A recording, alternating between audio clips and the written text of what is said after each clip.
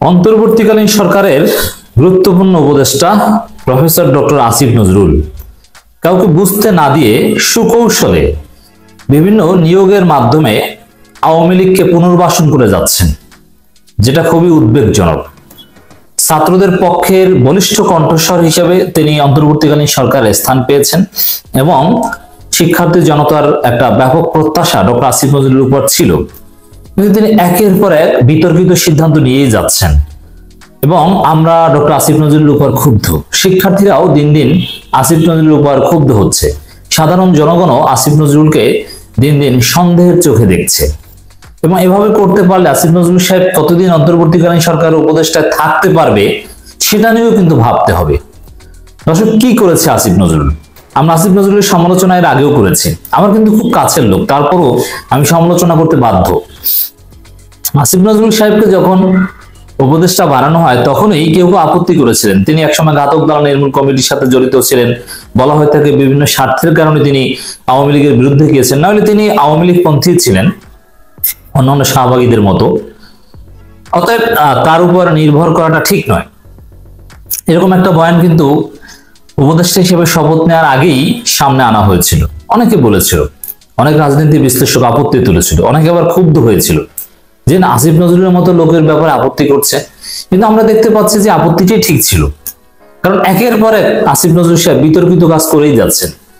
বরং তার মন্ত্রণালয়ে বিভিন্ন নিয়োগের মাধ্যমে আওয়ামী লীগকে যতটা পুনর্বাসন করা হচ্ছে, অন্য কোনো মন্ত্রণালয়ে এটা করা হচ্ছে না, অন্য কেউ এটা সাহস করেনি। আসিফ নজরুল তার ইমেজ ব্যবহার করে সুকৌশলে এই কাজটা করছেন। আর আসিফ নজরুল সাহেব যৌবনকালে যেহেতু শাহবাগী ছিলেন, যদিও তখনকার সময় শাহবাগী শব্দটার আবির্ভাব হয়নি, কিন্তু আদর্শিকভাবে এই ঘাতক দল নির্মূল কমিটি এদের সাথে জড়িত ছিলেন, এই জন্য তাদের সাথে তার পুরনো বন্ধুত্ব, তাদের পুনর্বাসন করার চেষ্টা আসিফ নজরুল সাহেব করতেই পারেন, এটা একেবারে স্বাভাবিক। আসিফ নজরুল সাহেব যদি সংশোধন না হন তাহলে আমরা তার পদত্যাগ দাবি করব। কি করছে দর্শক?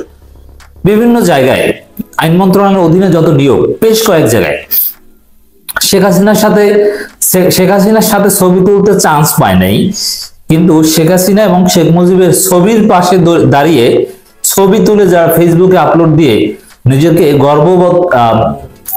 গর্বিত মনে করত, এই টাইপের লোককেও আসিফ নজরুল সাহেব নিয়োগ দেওয়া শুরু করেছিল। আবার একটা খবর দেখেন, নতুন নিয়োগ পাওয়া ডেপুটি অ্যাটর্নি জেনারেল ও অ্যাসিস্ট্যান্ট অ্যাটর্নি জেনারেলের মধ্যে আওয়ামী লীগ ও যুবলীগ থেকে 15 জন পাওয়া গিয়েছে। আপনি চিন্তা করতে পারেন, 15 জন আওয়ামী লীগ যুবলীগের লোকজন নিয়োগ দিবে আসিফ নজরুল সাহেবের। মূল হচ্ছে আসিফ নজরুল সাহেব, তার ক্লিয়ারেন্স না থাকলে এখানে কেউ নিয়োগ পেত না। কিভাবে এটা সম্ভব? অবিশ্বাস্য রকমের জালিয়াতি, পদত্যাগ করার মতো অপরাধ, ক্ষমার অযোগ্য অপরাধ। এই পতিত স্বৈরা শাসক শেখ হাসিনার লোক অ্যাটর্নি জেনারেল এবং ডেপুটি অ্যাটর্নি জেনারেল, সহকারী অ্যাটর্নি জেনারেল হিসেবে নিয়োগ পাবে, এটা অকল্পনীয়। অন্য কেউ আইন মন্ত্রণালয়ের দায়িত্ব থাকলে এই সাহসই করতো না, তাকে ঘাট ধরে উপদেষ্টা পদ থেকে সরিয়ে দিত একজনকে নিয়োগ দিলে।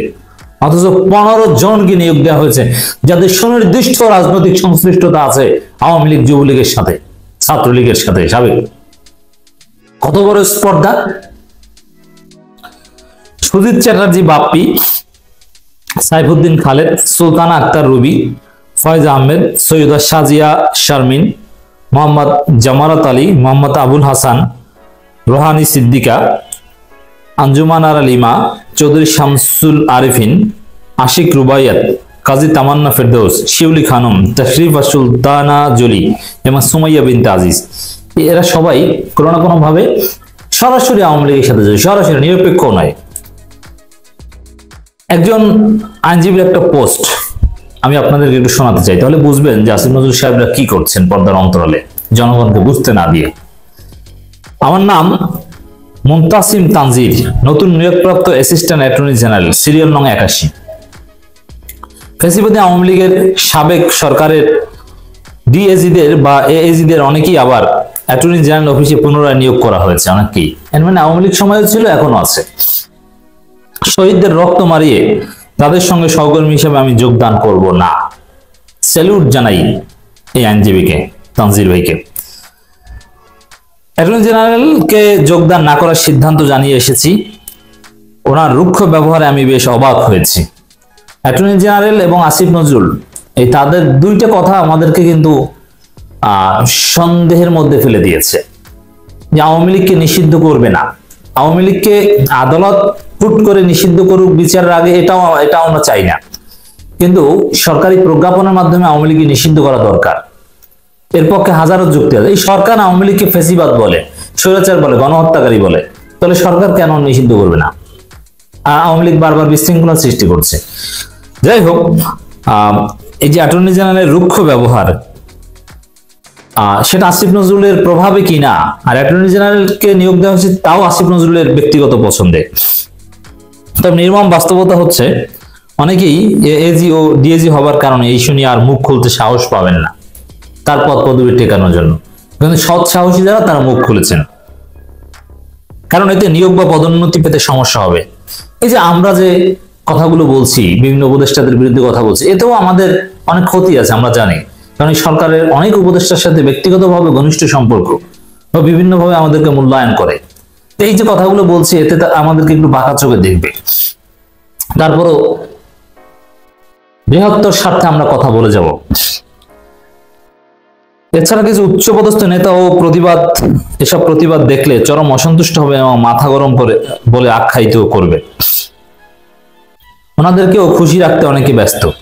ব্যক্তির চাইতে দল বড়, তবে দলের চাইতেও যে দেশ বড়, এখন একটা বিস্তৃত উক্তি, এটা অনেকে ভুলে গিয়েছে। দেশ না থাকলে আপনি দল দিয়ে কি করবেন?